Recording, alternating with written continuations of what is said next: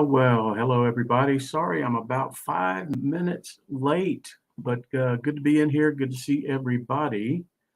Get my banner situated here for the people on YouTube. We'll know the date. But welcome to the 198th edition of Speaking of Zane here on July the 10th, 2022. I'm a little bit late because Lori's got a little dog, little miniature schnauzer called Dougal, and he was clawing at his, oh gosh, what do you call the little thing he lives in? Anyway, and I thought that was a signal to take him out, and sure enough, it was. So he has evacuated his bowels, and I am back here on Speaking of Zane. All right, well, let's see. Lori's in there, Facebook user in there, Toby. Hey, Toby. Aaron, hey, Aaron Bartle from the Detroit area. Good to have you in there, Aaron. Aunt Mary's in there from down in Osceola Way. Matt Aaron up in Michigan. Hey, Matt. And Steve Shirley all the way out in Nebraska. Good to have everybody on board today. Appreciate you guys joining every week for sure. Well, let's see. What do we got going here at the fabulous McDonald Estate and Insane Asylum? Let me cut that TV off because there we go. Well, let's see. What's going on here? Really no house fire update. Our neighbors had a fire in March, so I've been updating every week, but no, there's been no changes. I can't wait for something to happen over there. They were over there a couple days ago, and I didn't get to say hi to them, but I did mow their yard today and trimmed it and blew the grass and all that stuff for them. But maybe one day it'll get started up again. There's Ken. Hey, Ken, down in middle Central Florida, I guess you guys refer to it as. Well, what about a weight loss update? How about that? How about a weight loss update? Anybody want to take a guess on the number of pounds lost since January 11th? Anybody want to take a guess in the chat there? Lori says the neighbor told her 2 years. Wow. 2 years. That's incredible that it would take that long. I guess it wouldn't really take that long, because if somebody was able to focus on it, you could certainly do it pretty quickly, but they probably have other things. And anyway, all right, we got some guesses coming in on the weight loss. Good. All right, Jim Miller's in there. Hey, Jim. Terry Bass is in there. Now, Terry and I go all the way back to about 1981, believe it or not. So good to have you in there, Terry. All right, Mary's in there. I mentioned her. Toby. Okay, well, we got some good guesses in there. Everybody's that's been watching every week kind of is in the neighborhood. But no, nobody has landed on exactly how many pounds lost yet. So I'm going to keep it going here for a minute or so. Well, let's see. How about this? Everybody see this red flag behind me? Lori got me a nice little, this was a Father's Day gift. Let's see if you can see this flag. You guys know how I do the Red Fridays, right? Remember, red stands for remember everyone or everybody deployed. And on Friday, you wear red. Lori got me this nice banner flag to hang up uh, for Red Friday. So it gives me another way to remind people, especially folks I work with on Fridays, about remembering everyone deployed. How about that? Thank you, Lori. All right. Terry Bass nailed it with 49 pounds. 49 pounds lost by this guy. Never thought I could do that, but I would love to lose another. Man, I'd love to lose another 50, but I don't know if that's even possible for a 59-year-old man. But we'll see. I'm not where I want to be yet. I know I'm not fitting in my flight suit again. That's a little bit unrealistic, but I'd love to lose another 20 pounds or so. And I guess if I keep eating the way I am and exercising, I mean, there's no reason why I couldn't. But even more than the weight, my waist is down about 6 inches. All my shirts fit better. My shoes are even loose. I wore a pair of shoes yesterday I hadn't worn in a while, and they were too big. So they talk about inflammation, your joints and tissues and everything get inflamed. But anyway, 49 pounds, Terry hit it. So maybe next week, for speaking of Zane, maybe I'll hit the threshold. We'll see the threshold. My next goal, 50 pounds. It just sounds good to be able to say 50 pounds. So we'll see. We'll see what happens. All right. Did I mention Katie's in there from Michigan? Hey, Katie, how are you? All right. Well, let's see. Well, next Saturday. So now that I think about it, as I look at my notes, Lori is heading down to Savannah next Saturday, I guess Saturday morning. And she's going down for a wedding reception for one of our lifelong friends who recently was married. And she's going to take our little granddaughter, Carson, the little 2-year-old Transmanian devil down there. And I was going to go, and I would like to go, but I've got to go to St. Louis on Sunday. So I've got to get to the airport early Sunday afternoon and get to St. Louis to be there for a few days. I'm speaking to, we've got our company, we have 174 interns this summer. So college students that are interning with us over the summer. And I'm one of several others at the company. They're going to be speaking to them on that Monday, the 19th or 18th, I guess it is, 18th. So, but I just won't be able to go down to Savannah, unfortunately. But actually, it works out pretty good because that means Lori won't have to worry about her little puppy because I'll be here with him Saturday, and then I'll let him out before I go to the airport, and then by the time he needs to go again, Lori should be home on Sunday. But all right. Well, let's see. So what that means is I'm maybe like a few weeks ago when I went to St. Louis, I may not be able to do Speaking of Zane on Sunday evening. And if that's true, then we'll either skip it or I'll do it on Monday. But I'll figure all that out between now and next week and let you guys know for sure. All right. Well, let's see. I had a wonderful time yesterday. You guys may remember, Lori says she's precious. She is precious. Carson, she's talking about, she's in between 2 and 3 right now. And if you remember, those of you that have kids or grandkids, you remember that age is a very selfish age. They don't think about anything else but my, me. So that little girl is, at that age, they can turn on a dime. They can be snuggling with you one minute, my granddaddy, and the next minute she's smearing poop on the TV. I think I've told that story before, but they can turn on a dime. But there's my Aunt Paula. Hey, Aunt Paula, good to have you in there. Oh, show. All right. Well, let's see. So stay tuned on next week for Speaking of Zane. And anyway, I was saying yesterday I had an awesome time. Some of you may remember last November, I was asked to be the guest speaker at the 8th Air Force Historical Society Georgia chapter. And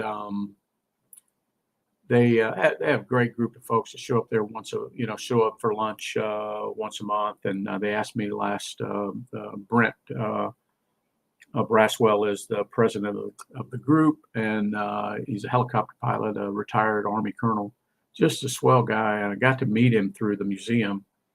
But anyway, last November, he asked me to come speak to the group. They always try to have a guest speaker, and he asked me to come out there and speak about my involvement in restoring the radio compartment of the B-17 there at the National Museum of the Mighty 8th Air Force near Savannah. And of course, I love talking about it, and I love to talk in general. So I said, yeah, heck yeah, count me in. So I went out there and told the story of the B-17 city of Savannah. I have told it before to a couple of other groups. I already had a ready-made presentation, and so I was able to share a lot of pictures and tell the story of my involvement there, and to sort of lay the foundation for my interest in history, military history, World War II history specifically, and aviation and radio. All those things came together to provide an opportunity for me to be involved in that B-17 restoration. And so to lay sort of the foundation for that, I told about my time in the service and the job I did and the service and all that. And they found it fascinating, I don't know, I guess. And they asked me to come back, got me back on the schedule, and asked me to come and talk very specifically about the mission that I was a part of, as were many of you here, Jimbo and Steve and Amy and Terry and the rest. But so I said, sure, what the heck? I love to talk about it.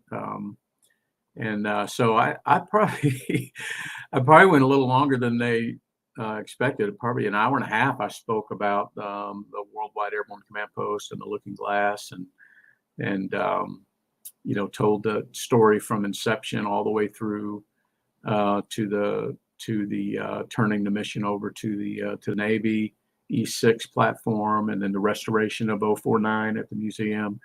And all the other planes going to the boneyard, and the whole story that at least from February 3rd, 1961 up to 049's restoration. And so it was fun to talk about it and share stories and everything.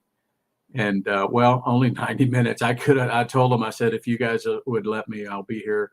We'll still be here tomorrow talking about it. But anyway, and the interesting thing, this guy Brent is such a great guy. He knows a little bit about my story with Zane and through our mutual friend. And I've told him a little bit about it, and he says, wow, that's incredible what you guys are doing, remembering Zane and having a live stream and all that. He says, would you mind telling a little bit about that?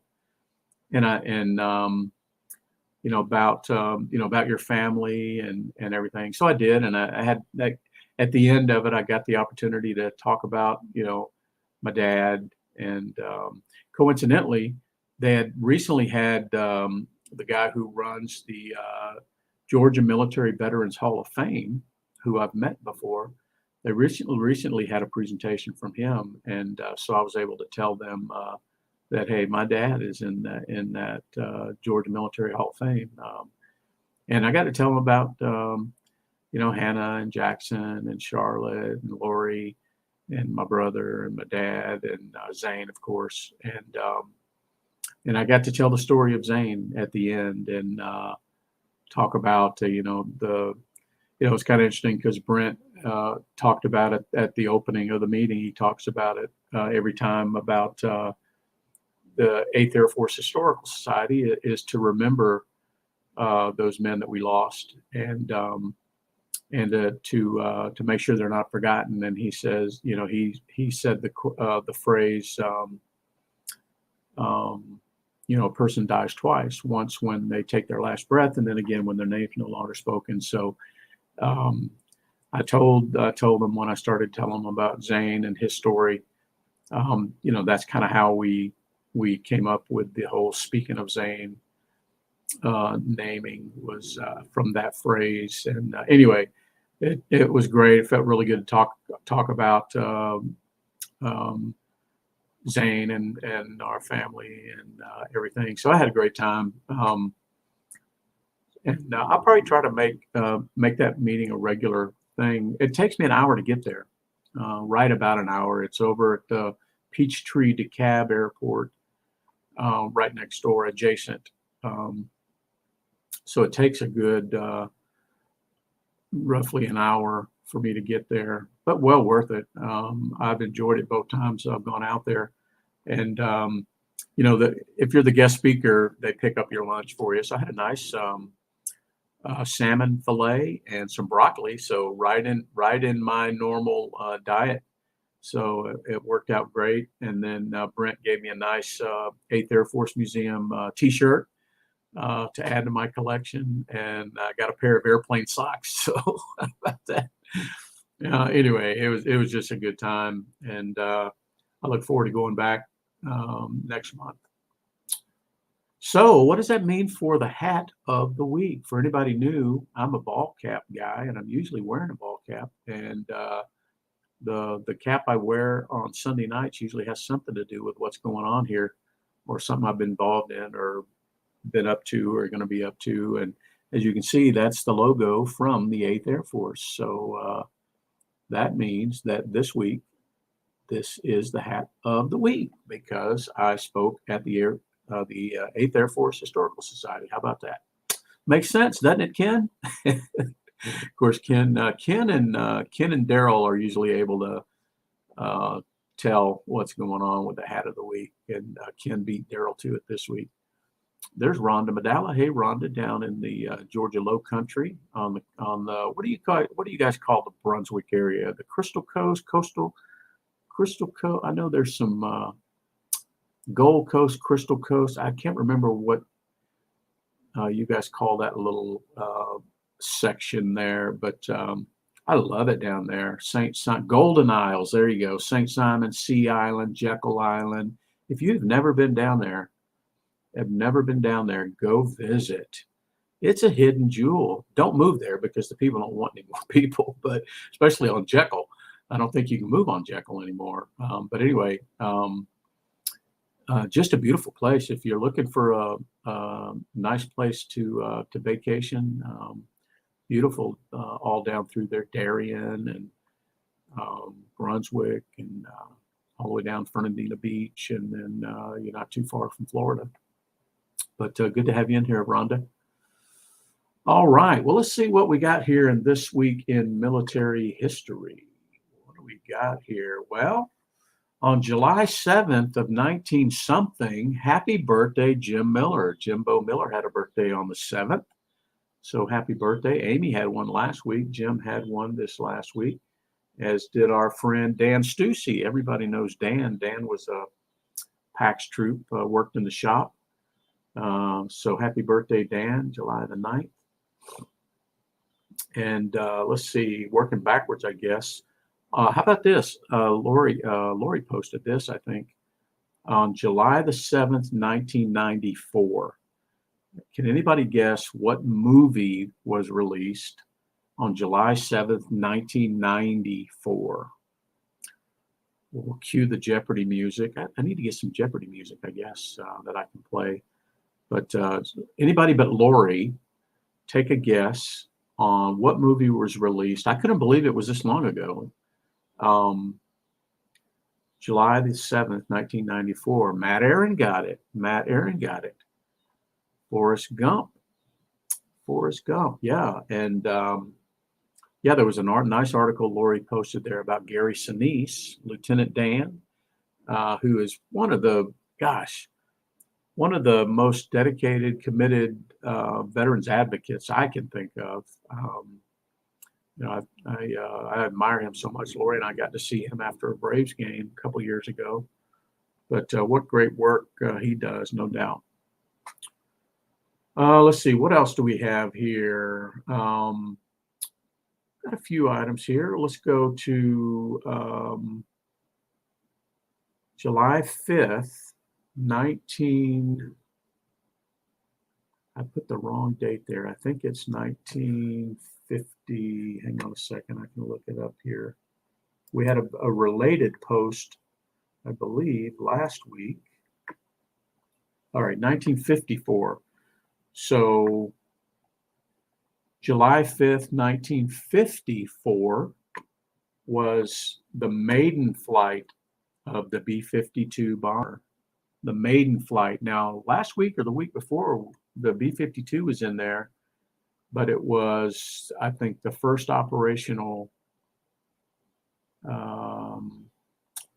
first came operational, but the maiden flight for the B-52 was in July 5th, 1954. Yeah, last week, we joked about it last week that the B-2 bomber, at the B-2 bomber retirement ceremony, it will be interrupted by a B-52 doing touch and goes. And I believe that could happen because it's still flying, no doubt about it. And still a critical part of the what's known as the nuclear triad. Yep, there you go, Daryl. All right, so let's see, what else do we have? We're going a little bit farther back. July 10th. So today in 1940, I remember reading about this as a kid. I read the book Battle of Britain. And this was, it was a month and a half or maybe 2.5 months, something like that, where Germany was just incessantly flying and bombing British targets in the UK, in the homeland there. In London, you've seen, the stories of the citizenry hiding out in the tube system, the subway system, and everything. But that's where the Spitfire became very famous in the hurricane, fighting the Germans off. But that was all the way back July 10th, 1940. So that happened before Pearl Harbor, which was December of 41. So the Battle of Britain. It makes me want to get that book again and read it. I remember reading it over a summer in the Scholastic. What was it, Lori? What was the summer reading program? You would order these books for the summer through the Scholastic Reader or something like that. Anyway, I remember reading that as a kid, just being fascinated by the Battle of Britain. Okay, now let's see. We had a couple of occurrences this past week where both these happen to be World War II, where soldiers' remains were identified after all these years. And on June the 6th of 1944, Second Lieutenant William McGowan was killed during operations in France. Well, this past week, he was laid to rest at Normandy American Cemetery. Steve, you guys have been there, haven't you? I think Steve and Kathy visited. I know Dan Stussey's son did a couple years ago. But Second Lieutenant William McGowan, I believe he was a pilot, and he was identified and laid to rest. And this past week, actually, this past week,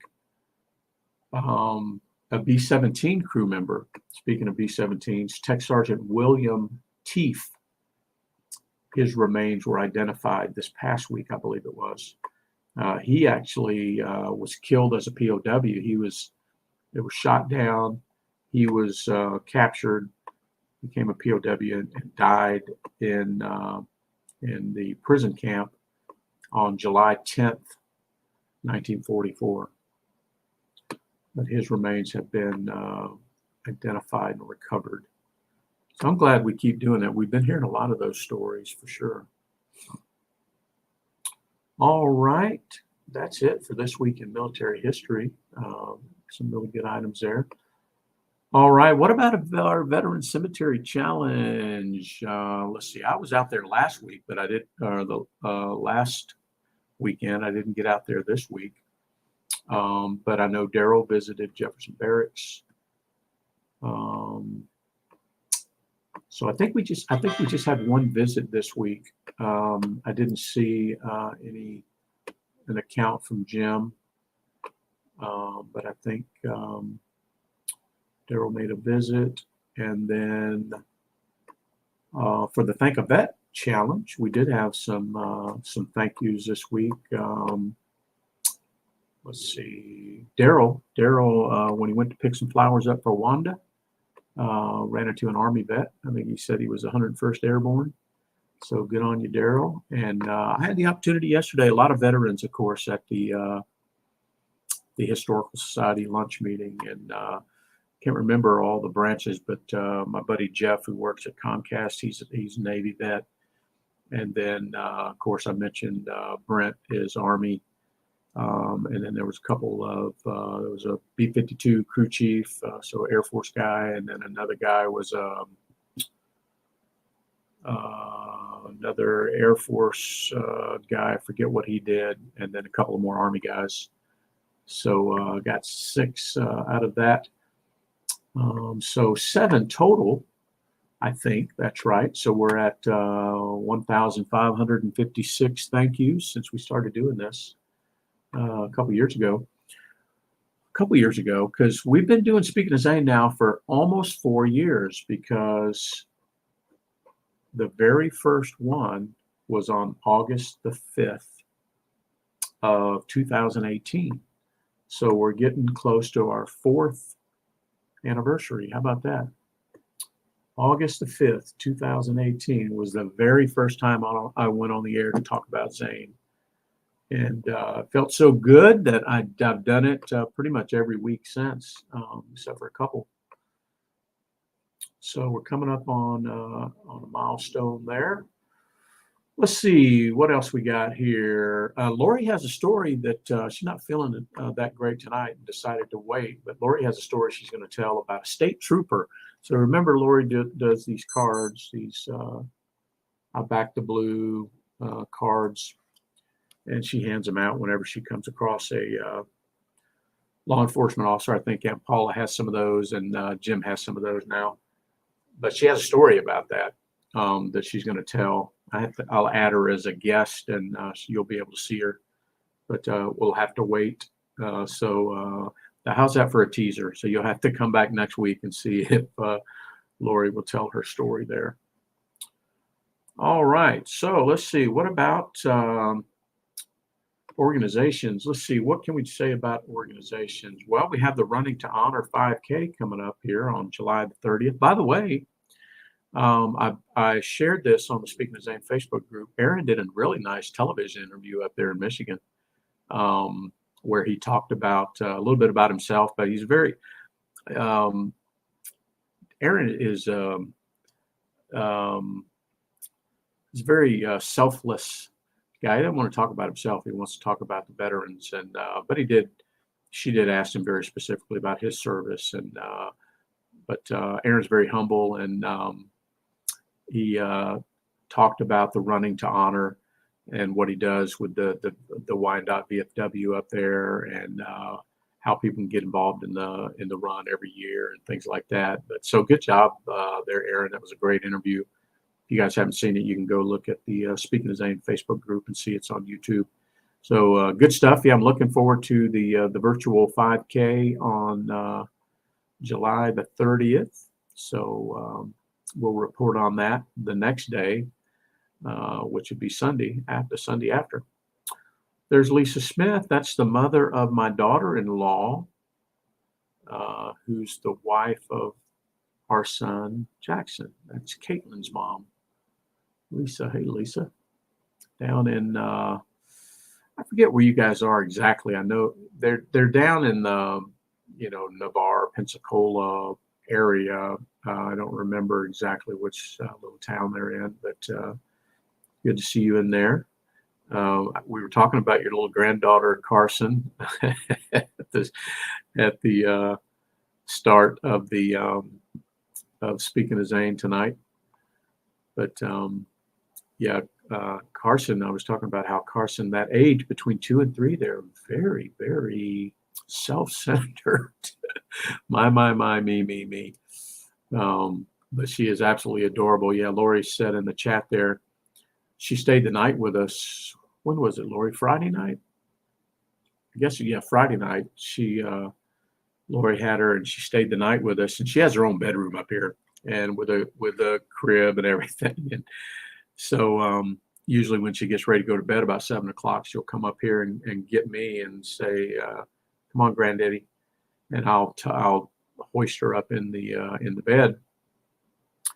And she goes to bed about 7, and I tell her, I do this Jedi mind trick on her, so she does. So she'll go to sleep. I tell her, you don't have to go to sleep; just read your book, and then I'll come check on you later. She doesn't cry. She reads her book and falls asleep. Well, about the middle of the night, I don't remember what time it was. I don't even remember what time it was. But Lori called me. Lori was sleeping down in the guest bedroom, and she called me in the middle of the night and said, "Hey, can you check on Carson?" And I'm like, "Okay." And so I went in there and she was standing up wide awake, and I'm like, well, it's still dark outside, so I know it's not 6 yet. So I said, okay, baby, go back to sleep. What do you need? This and that and the other. And she just wouldn't do it. She wouldn't. She wouldn't lay back down. She wouldn't. So I ended up sleeping in the bedroom. There's a bed, double bed in there. So I ended up sleeping in the bedroom there. So it was just easier than fussing with her. So anyway, and then she no fuss. She went right to sleep. All right. Well, and that's my Carson story for the day. All right. So running to honor 5K, Aaron's television appearance, very nice. Let's see. Nothing new with my Warriors place. Lori just got back from there. Me and a couple of my buddies are going to be going out there to work on their Wi-Fi. I don't know when yet, but that'll be the next probably big thing there. The other thing I want to do for her, I've mentioned, is make one of these challenge points for her with my Warriors Place logo, and then information about her son, like we have for Zane. And I'm probably gonna need about $500 to get 100 of them, and that'll probably equip her nicely, and she can decide, who does she give them to and all that stuff. But anyway, that's on my list of things to do there. So, but the first thing is to get that internet working down there, and we have some ideas about that. Okay, well, let's see. I mentioned, you guys probably saw in the news, speaking of World War II, we lost the last remaining Medal of Honor recipient from World War II. Herschel W. Woody Williams, United States Marine Corps, passed away. I think he was 99, I think. But he was the last remaining Medal of Honor recipient from World War II. How about that? And then I saw some very unfortunate news this afternoon on Stars and Stripes about a sailor who was found dead on the USS Carl Vinson. That's an aircraft carrier. And of course, they had not released the name, the identity yet, but we'll know by this time next week if we have Speaking of Zane, and we'll say his name. So, okay, well, let's see. If anybody has any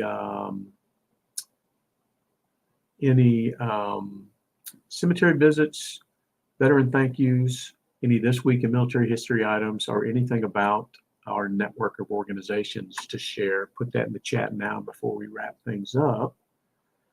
And we'll do that here in just a minute.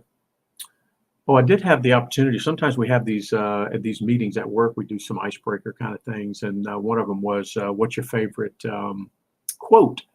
And so I had the opportunity to share my quote, the Ronald Reagan quote, "We can't help everyone, but everyone can help someone." So that's kind of cool. I haven't said that quote in a while, and the opportunity to share that came up this past week. So that was kind of cool. We should always be in that frame of mind. It seems overwhelming, that there's so many people that need help that we just can't do it, and it can cripple you from even trying, right? But Ronald Reagan wisely said, well, we can, if it's true that we can't help everyone, at least everyone can help someone. So I love that. Okay, well, I'll tell you what. I'm looking forward to a good week here. My new class is 2 weeks in now. They officially start the program this week, which reminds me of another story real quick I'll tell. Anyway, so they're officially starting the curriculum this week. So we have all, I have a dozen. I have a dozen in this cohort. One of them won't be here this week because he's out on his 2 weeks drill. He's a Pennsylvania National Guardsman. So he's going to be out for 2 weeks. And then I got another young lady who just graduated from University of Florida. She's doing some study abroad in Europe, so she won't be back till August. But anyway, so 10 of the 12 will be officially starting the curriculum this week. So we got a busy week for them. But shout out to my daughter and her friend Jeff up in Seattle. They on Sunday and Monday, they went fishing. His dad has a cabin on a lake or a house on a lake or something, or a stream or a river or something. Anyway, they caught some trout and smoked it. Well, one day this week, I got a package from FedEx, an overnight package from FedEx, and it had a vacuum packed bag in there with smoked trout. Oh my gosh, that stuff was absolutely wonderful. And I knocked that out in 2 meals. So thank you, Jeff and Charlotte. Appreciate that. Let's see. Charlotte didn't fish. Yeah, I guess so. Her friend Jeff did. But anyway, good stuff there. All right, folks. Well, have a great week. My week will be busy with the new, Lori calls them my kids, but the new students of mine. And I'm excited to get them kicked off on their 1-year journey. And it'll be great. And I look forward to hearing, watching the Speaking of Zane Facebook group throughout the week. You guys do a great job of chronicling your thank yous and your visits and different activities. And I appreciate you guys being a part of that. And stay tuned for information about next Sunday night. If I get there soon enough, I can do it. Maybe not. I usually like to, when I get there, I usually like to get my 2-mile walk in, but we'll see how things go.